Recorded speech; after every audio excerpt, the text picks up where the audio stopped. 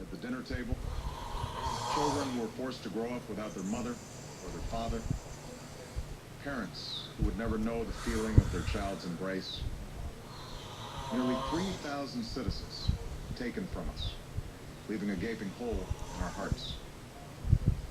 On September 11th, 2001, in our time of grief, the American people came together. We offered our neighbors a hand, and we offered the wounded our blood. We reaffirmed our ties to each other and our love of community and country. On that day, no matter where we came from, what God we prayed to, or what race or ethnicity we were united as one American family. We were also united in our resolve to protect our nation and to bring those who committed this vicious attack to justice. We quickly learned that the 9/11 attacks were carried out by Al-Qaeda, an organization headed by Osama bin Laden, which had openly declared war on the United States and was committed to killing innocents in our country and around the globe. And so we went to war against Al-Qaeda to protect our citizens, our friends, and our allies. Over the last 10 years, thanks to the tireless and heroic work of our military and our counterterrorism professionals, we've made great strides in that effort. We've disrupted terrorist attacks and strengthened our homeland defense. In Afghanistan, we removed the Taliban government, which had given bin Laden and Al-Qaeda safe haven and support. And around the globe, we worked with our friends and allies to capture or kill scores of Al-Qaeda terrorists, including several who were a part of the 9/11 plot. Yet, Osama bin Laden avoided capture and escaped across the Afghan border into Pakistan. Meanwhile, Al-Qaeda continued to operate from along that border and operate through its affiliates across the world. And so shortly after taking office, I directed Leon Panetta, the director of the CIA, to make the killing or capture of bin Laden the top priority of our war against Al-Qaeda, even as we continued our broader efforts to disrupt, dismantle, and defeat his network. Then, last August, after years of painstaking work by our intelligence community, I was briefed on a possible lead to bin Laden. It was far from certain, and it took many months to run this thread to ground. I met repeatedly with my national security team as we developed more information about the possibility that we had located bin Laden hiding within a compound deep inside Pakistan. And finally, last week, I determined that we had enough intelligence to take action and authorized an operation to get Osama bin Laden and bring him to justice. Today, at my direction, the United States launched a targeted operation against that compound in Abbottabad, Pakistan. A small team of Americans carried out the operation with extraordinary courage and capability. No Americans were harmed. They took care to avoid civilian casualties. After a firefight, they killed Osama bin Laden and took custody of his body. For over 2 decades, bin Laden has been Al-Qaeda's leader and symbol, and has continued to plot attacks against our country and our friends and allies. The death of bin Laden marks the most significant achievement to date in our nation's effort to defeat Al-Qaeda. Yet his death does not mark the end of our effort. There's no doubt that Al-Qaeda will continue to pursue attacks against us. We must, and we will, remain vigilant at home and abroad. As we do, we must also reaffirm that the United States is not and never will be at war with Islam. I've made clear, just as President Bush did shortly after 9/11, that our war is not against Islam, because bin Laden was not a Muslim leader. He was a mass murderer of Muslims. Indeed, Al-Qaeda has slaughtered scores of Muslims in many countries, including our own.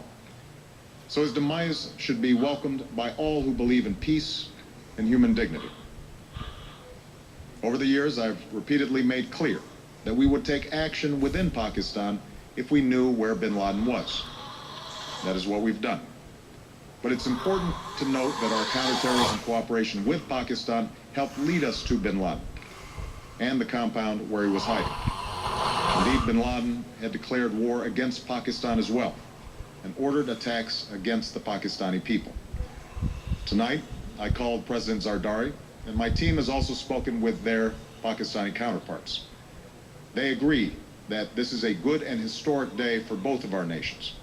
And going forward, it is essential that Pakistan continue to join us in the fight against Al-Qaeda and its affiliates. The American people did not choose this fight. It came to our shores and started with the senseless slaughter of our citizens. After nearly 10 years of service, struggle, and sacrifice, we know well the costs of war. These efforts weigh on me every time I, as Commander-in-Chief, have to sign a letter to a family that has lost a loved one, or look into the eyes of a service member who's been gravely wounded. So Americans understand the costs of war. Yet, as a country, we will never tolerate our security being threatened, nor stand idly by when our people have been killed. We will be relentless in defense of our citizens and our friends and allies. We will be true to the values that make us who we are.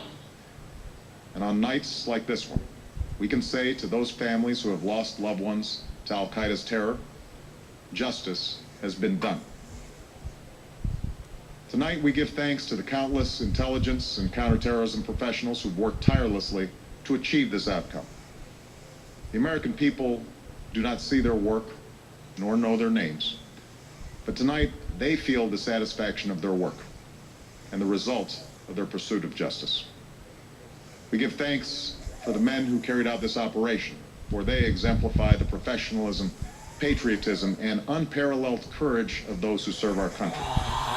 And they are part of a generation that has borne the heaviest share of the burden since that September day. Finally, let me say to the families who lost loved ones on 9/11 that we have never forgotten your loss, nor wavered in our commitment to see that we do whatever it takes to prevent another attack on our shores. And tonight, let us think back to the sense of unity that prevailed on 9/11. I know that it has at times frayed, yet today's achievement is a testament to the greatness of our country and the determination of the American people. The cause of securing our country is not complete, but tonight we are once again reminded that America can do whatever we set our mind to.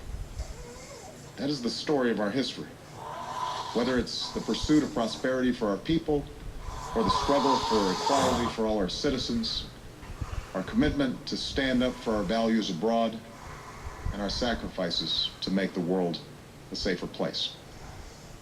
Let us remember that we can do these things not just because of wealth or power, but because of who we are.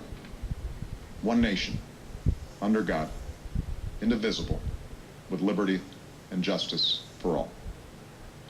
Thank you. May God bless you. And may God bless the United States of America. President of the United States making the dramatic, historic announcement. It's all official now. Bin Laden is dead. The president describing in some detail, not all of the detail, but in some detail how the U.S. intelligence community got wind that bin Laden